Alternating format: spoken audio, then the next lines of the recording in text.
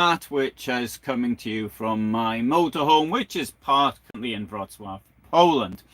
And today I wanted to talk about previous videos I've done, and I had this idea some time ago that if I upload the video on a Friday, and then there will be the opportunity to discuss that video in live chat, so people will actually ask me questions which about things which I actually uploaded. Now I have uploaded two things related to Hitler's time, or three things really, to Hitler's time at Berchtesgaden in a way recently.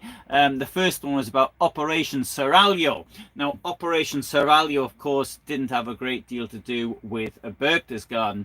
Operation Seraglio was the attempt planned by Martin Bormann to transport the government of Nazi Germany to Berchtesgaden as Berlin was clearly going to fall, to create something called the National Redoubt. Or this is the idea that Nazi Germany could somehow hold out in a redoubt in the south of Germany may seem pretty ridiculous, but it was taken quite seriously at the time. Hello Ian. I have a theory that the idea of this Alpine redoubt was actually came up in Allied minds first. I can't prove this theory at the moment, just a theory. I could be completely wrong, but certainly the Allies took this very, very seriously, or at least the Western Allies took it very, very seriously. My theory, which could be completely wrong, is that this came out in some planning sessions, or so it was mentioned on the radio or something like that. Goebbels got a hold of it, and then Goebbels started promoting the idea to sort of sow disunion between the Western and the Western Allies and the Soviet Union. That could be it. The thing, of course, with an idea of forming some resistance area in the mountains is so it does make sense. Mountains are easy to defend, as the Italian campaign, for example, made very clear. But against this, as the very real argument of maintaining an army in the field, in mountains where there isn't any production and of weaponry, and there isn't any food or not much to live off. So effectively, what they could have done is maybe stuck a few underground food and ammunition to some underground silos and hung out there for a few more weeks, maybe even months, but not much more than that. The whole idea doesn't make any sense at all, in my opinion. But anyway, now even Hitler seems to have realized this, or maybe it was just that he didn't want to put off the inevitable. There's absolutely no doubt that Hitler was thoroughly sick of the war certainly by the beginning of 1943, when it was utterly clear to everyone that he had no chance of winning, and he probably realized it himself. Then what he wanted to do was to get out of the war that he had started. So and I think he probably realized that the writing was on the wall, and he was just looking round, blaming everybody he could for his failures. On his birthday, his 56th birthday, Operation Seraglio was due to come into, or did come into effect. People were taken.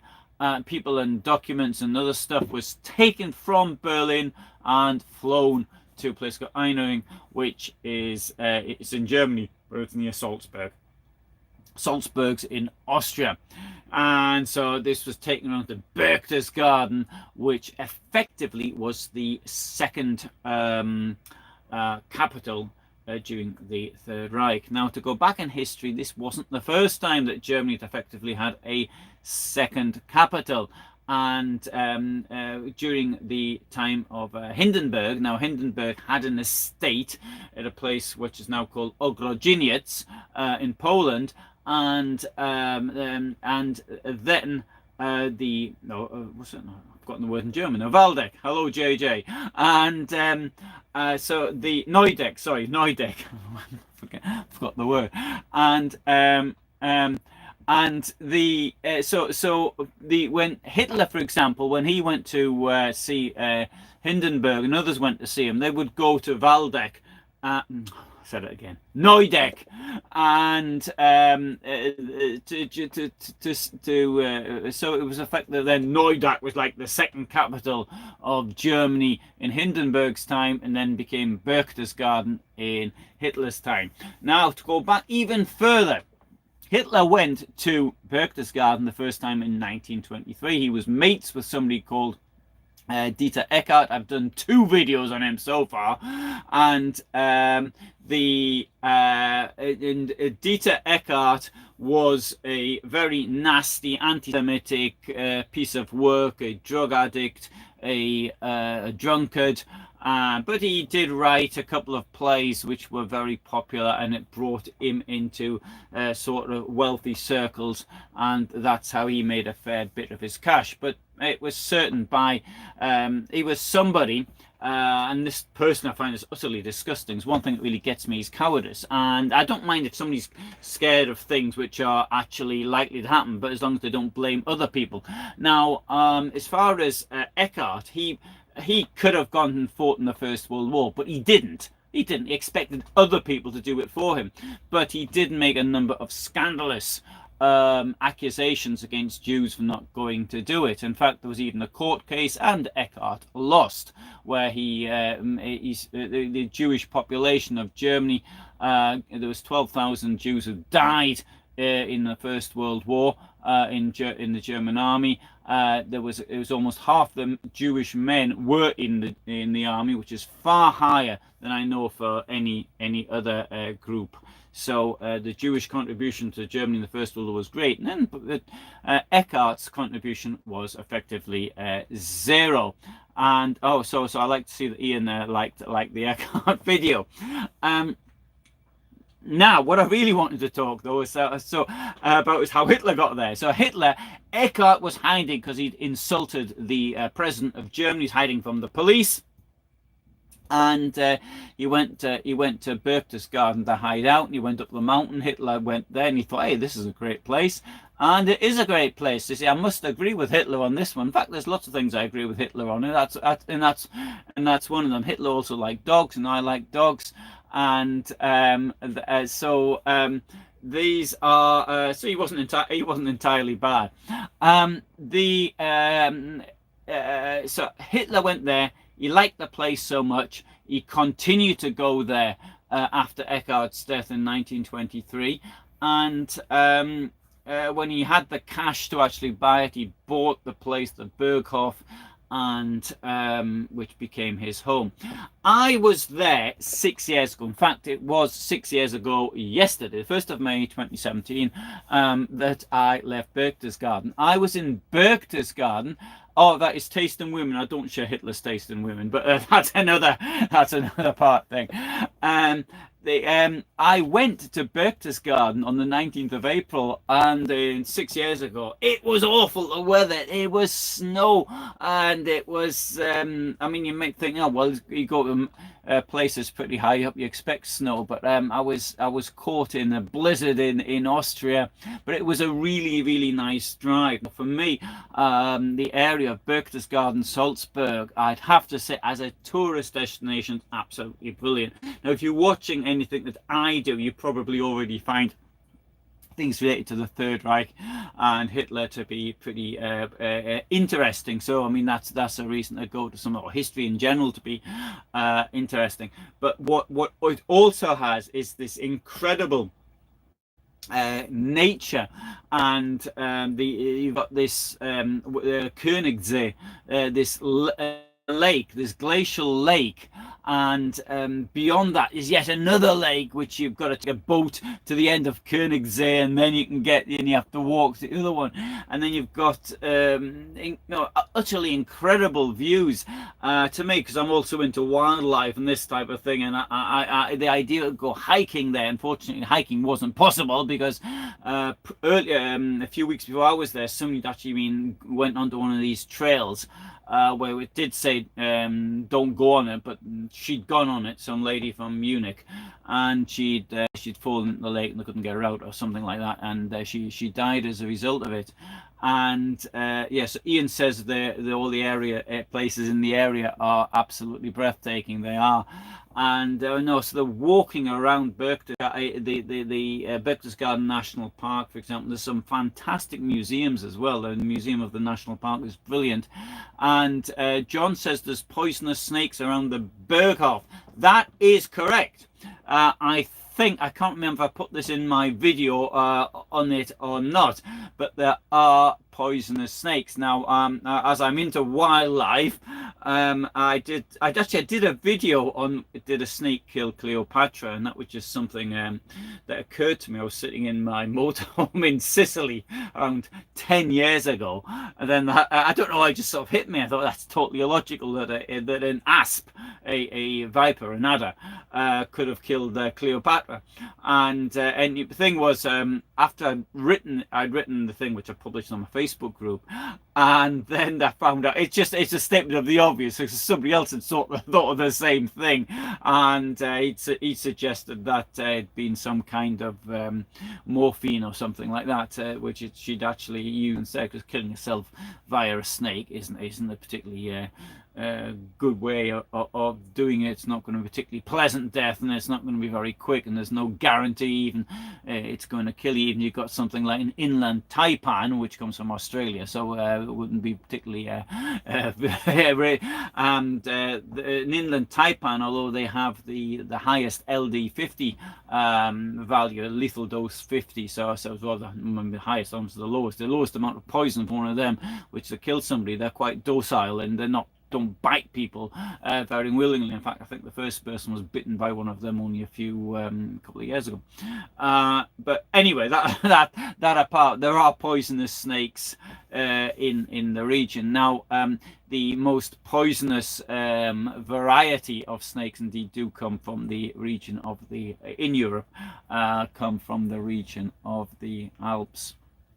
And anyway, the snakes clearly, I don't think snakes bothered Hitler too much, and they shouldn't really bother other people, incidentally, because snakes will actually run away from people. So as a general rule, you should be cautious but not afraid of them. Even if you live somewhere like Australia, United States, the snakes will usually withdraw, but there's one species that doesn't, which makes it the most dangerous snake in the world, which is the saw-scaled viper. That will defend its territory, and so unfortunately, if you go out at night and you can't see it, then it can actually have a go at you, and so anyway, that's the most dangerous snake. Completely coming off the point. So another really good thing, though, as far as I was concerned, was that. So I went up to the Berghof, hello Christopher, on the 20th of April 2017, and so there was snow everywhere, and the bus had some trouble getting up there. And at the top there's the museum, and so that is really documentation center. And in Germany they do these things really, really well. And so that was, I could have stayed there. I think I did stay there from the beginning till the end, in fact, until I got kicked down. And that's really, really brilliant. And not far from where the documentation center, you got to walk through the path and you come to where the Berghof was. And that is really odd to be there, because effectively in a forest.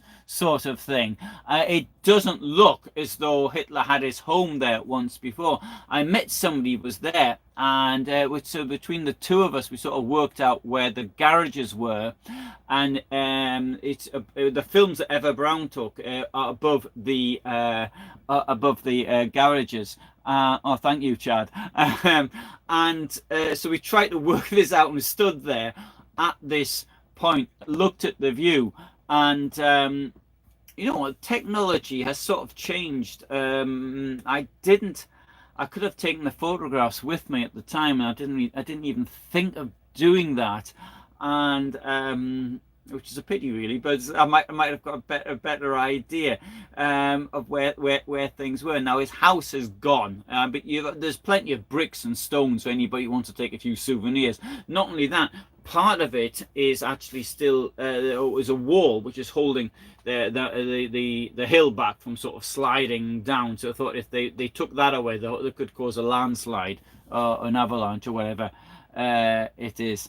And so that bit is still there. And if you walked a bit further, the place where the signs are about the snakes, and you come, there's a hotel, and to me, I think it's really very, very interesting, particularly if you compare it to so John said the garages were the last to be raised. Oh yeah, the thing is this, you can't really see where the road was leading to the garages. It's not at all obvious. And you know, I've done things like this from the archaeological point of view, when you look for where things were, and I find that really, really odd. You know, I've even got films. I put together a film yesterday, which might take some time to actually appear, but I did it on the former DDR border, and there was a sign up there, and so unfortunately nothing's now to be seen here of the border installations, and I just walked 5 or 6 meters away and said, well, what was this here then? This is the DDR the border road. I mean, you can find them all over the place, but sometimes you can sort of work out where the border was, even if the parts of the road have been moved, or they're no longer there because the vegetation's different, or things of that nature. In the case of the Berghof, they did such a good job of destroying it. In my opinion, it's very difficult to actually, or maybe not very difficult, quite difficult to work out where things actually were. The next time I go there, though, I'll have Eva Brown's films on me. I'll stick them in. You know, I've got quite. I think I've got a lot, in fact. I'll have them I'll stick them in my telephone. I'll just walk around, trying to work out precisely where it was. Now, when Schuschnigg, the president of Austria, not president, he was the prime minister. President was name's gone, starts with M, doesn't matter. And anyway, Schuschnigg went there in March 1938, and sort of Hitler bullied him into surrendering Austria, sort of thing. But now Hitler started off. Sorry, the conversation started off. Schuschnigg said to Hitler something pleasant about, oh, what a nice view you've got here, and so we can see into Austria. So from the Berghof picture window, you could look out and you could see Salzburg, and but Hitler was quite nasty to Schuschnigg, and then he started attacking him. But the idea, this sort of union here, so you see into Austria from where Hitler used to live. Ian says that there's some really good, some fantastic now and then videos which are done with real precision. Yeah, I have actually seen one or two like that, and I mean I mean, if somebody does something before me, then I don't actually copy it. If I know about it, I know I've done videos on the same subjects as other people, but I now I'll make if somebody does a video on a subject, I'm going to do a video, and then I don't watch theirs. There are one or two people I think on the internet who are really good with what they do, and there's one uploader now, though, I mean, who does things which are bordering on I've seen two or three of his films, it's bordering on anyway, fiction. But anyway, these now and then. Another amazing thing in Berchtesgaden is the underground tunnels, which I never imagined they would be as complex and as they are. Now, as far as the locals were concerned, when Hitler moved in, it was bad news because all the other Nazis wanted to come in up to the Obersalzberg because he's the leader and power radiates around him. It wasn't like, for example, we got the British Prime Minister goes off to Chequers for the weekend, and then the power still remains with Parliament or something like that. As far as Hitler's word was law effectively, so people would go around there. Now the thing is though, the real estate wasn't available. These were farmers, but they had nowhere else to go effectively. Martin Bormann, and this is very well documented in the documentation center. There are films of the interviews with the people who actually lived there and how they were forced to leave. One person, she said that her father was told that he'd either sign it or tomorrow he'd be in Dachau. And it was that they had to hand over their property. Admittedly, it was bought, but whether or not it was market value or not, that I don't know. And so this, for the people who lived there, really was bad news. Having said that, at the end.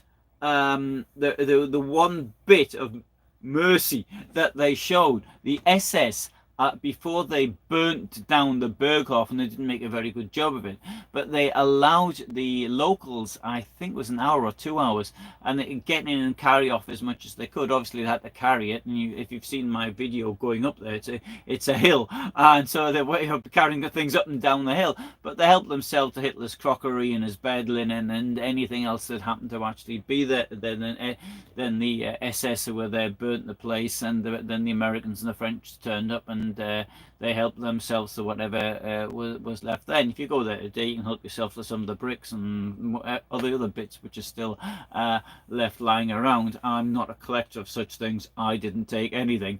I've got enough junk in my van without making it any worse.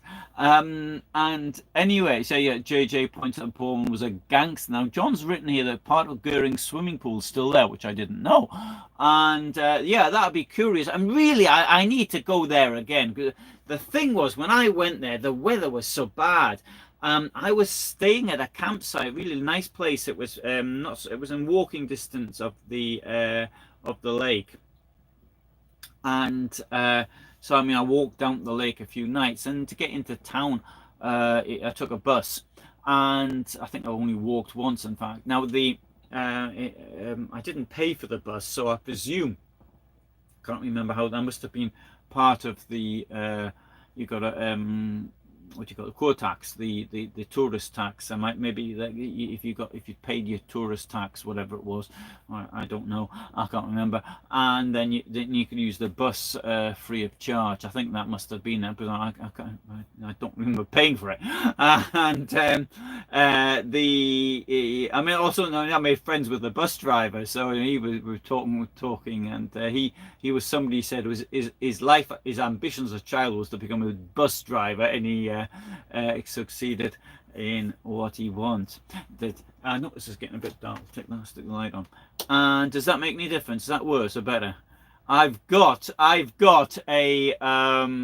got this light I was given as a present that trying to make it, it's not very good, is it? Maybe I'll leave it off. And I've got another, I'll stick another light on here. Does that make any difference? No, it doesn't make any difference either. Whatever. Okay, I'll just don't worry about me, I'll just sit in the dark. And so I've got this light I was given as a present. I used it yesterday on my other channel, doing a live and I thought it would work quite well. Anyway, never mind. So from Berchtesgaden, I left Berchtesgaden the 1st of May, and then I drove to Salzburg. And if you go to Salzburg, that's absolutely incredible. This is like the chocolate box sort of place. It's the Christmas sort of LED lights are best in an RV, writes John. Yes, they are. And I haven't got them. I haven't got them for a very good reason. Because I had them in my old van actually, and when I got this one, I've got so much power on this one that I decided I don't really need. I've got 360 watts of solar. I've got 250 amps of lithium ferrous phosphate battery, so I don't really need to. Anyway, so if you go to Salzburg, you've got there's this fantastic castle. You've got these old streets. It is absolutely amazing, and they've got this tourist card, which was a bit on the expensive side. I can't remember what it was now, but it gives you access to all these places. You bought this card, and it was like 3 days or 5 days or a week or something, and but it gives you access. You go up to the mountain, and the Untersberg, and I've got video of it. So. Things like this, and you've got the access to the museums. Now the museums there, okay, they weren't particularly my sort of stuff, except for one, which was the more recent historical museum. You also got this fantastic zoo. Maybe it's not as good as the zoo in Innsbruck. Innsbruck is the best one, but it still is quite marvelous. And for me, I'd have to say the Berchtesgaden Salzburg region was a fantastic place. I see that John lived in an RV for 10 years. Aha, right. So I've been in this one since not in this one, others as well. I haven't been as good at this. This one's the best one I've been in.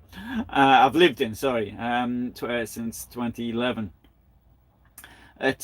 So I absolutely strongly would recommend that. Yeah, I want to say this. You have questioning, do I like Mark Felton's video? Sorry, I was not referring to Mark when I said about that. His stuff is properly researched, and there's one video he did which was inaccurate, but that's it. And the thing is, I have access to sources that he doesn't have access to. So so I've been fortunate that I know the language, but. Also he's got a far better voice than I have. So, but Mark is not. I know he's got what, 1 million subscribers or something, no, plus, and so I know, and I wasn't referring to his things. Then it was another channel. I don't want to say the channel though. Oh, thank you very much, Chad. Almost as good as mine. Thank you. In a way, I'm sort of quite lucky though, because I know the languages of the places. As people said to me, "Why don't you do on something?" I thought, well, I can't, because I can't speak. I know Greek or whatever, so I can't read the documents in the original language. So anyway, that was what I really wanted to say about Berchtesgaden and Salzburg. The strongly recommend it as a tourist area, because you've got all of these attractions around it, between the two places so close together anyway. I mean, to me, I drove there using the small roads in half an hour, something like 45 minutes, something like that, and I drive really slow. And yeah, Mark's got a very good narration. He's got a wonderful voice. Unfortunately, I don't. So so if you get the opportunity to do that, to see it, do see it. I'll tell you what other. Oh, right. Sorry. Good question. Chad asked, did I visit the Eagle's Nest?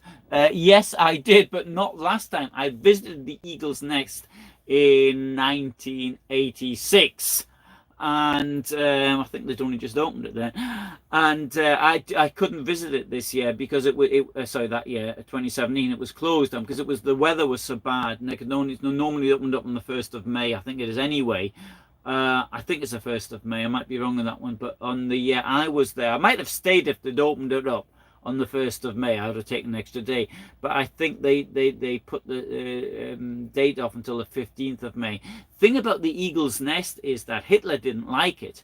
And I do find some of the story. I know I uploaded a video on the eagle's nest about was it December of 2021, and the what I find very difficult to believe about Hitler's opinions of it is that all this work was going on there, and Hitler cannot failed to have noticed it. I mean, everywhere around you can see the eagle's nest.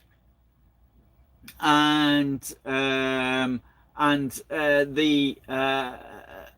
had to know about it, so Bormann give it to him as a present, so to speak, although there's some doubt about how much truth there is to that.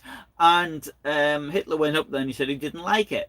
Oh, it was dreadfully ungrateful of him. He could have said, yeah, it was all right. I mean, yeah, I quite like it. And he started complaining about it. I think about 6 people have died. It's cost millions of Deutschmarks and Reichsmarks, and it's cost a fortune, and he doesn't like it. And if at the end of the day, admittedly, there isn't much there. I think Hitler went up there maybe 12 or 15 times. There seems to be some doubt how many times he went up there, but as a sort of a day trip for visiting dignitaries, yeah, fair enough. But admittedly, it doesn't make a lot of sense, and there were a number of follies of this time. One thing I would have to say about these follies, and people should always bear this in mind, and not just if it's Nazi Germany, but anybody, the money for these follies has to come from somewhere. Instead of building a Hitler house up the top of this mountain, which made no sense. Like, how many hospitals could they have built? 10, 20, 30, I don't know, 50 maybe. And it's these things which I think have to be taken into consideration. How many kilometers of a motorway could they have built? What could they have done to reduce the taxation burden? These are the questions which I think of when people talk of follies and the like. Anyway, good. So thank you very much for those of you who were here today. And next time I might actually put the light out in here in front of me so it sort of shines on my face and you can see me, those of you who want to see me. Because it was light when I started, I didn't think I would need it, but I've got another, on my other channel, I've got a business related question to answer, which I shall be answering in 40 minutes time with the light shining on me. But for the moment, thanks very much for being here and watching. On Friday I've got a video, I think it's the third part of my thing on the on what on the Hitler diaries. Yeah, I've got Hermann Göring's yacht, that's it. And I've done a video on Konrad Kujau, who actually wrote the diaries. I'm going to do 1 or 2 days just to show how bad it is in the Hitler diaries, because they're really, it's awful reading the Hitler diaries, sort of. To make it's just like, it's like a shopping list. In fact, you probably, something, if you went to a shopping list on a building site or something, that would be about just as interesting as the Hitler diaries. I have actually done a number of videos though. Recently I did one on a mass execution in Czechia in Poland.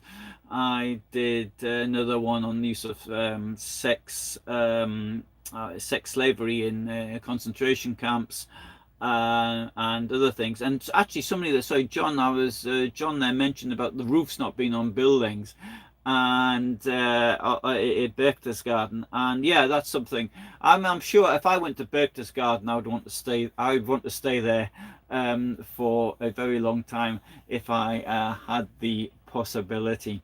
I think it's a great place. Anyway, thank you very much for being here today. All the best from me in Poland, and I hope you'll be, I'll see what other live things I can do in the next few days. Maybe I'll do another one on Ukraine, because 1 or 2 things have happened which I think are worth talking about. So all the best for now. Thanks for being here, and bye for now.